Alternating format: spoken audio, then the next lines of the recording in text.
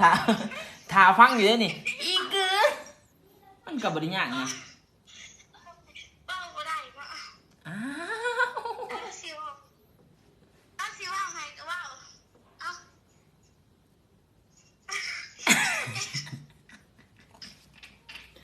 ว่าบ่ได้คือเก่าแล้วไม่ปิดเอาอีเกือซื่อๆนะเข้าถาเบิ่งจะอยู่นี่อีเกือ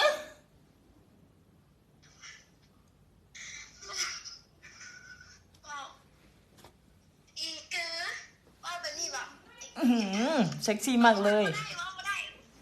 ขอยอยากไล่สดนะจะบอกเขาไปในสาย ว่า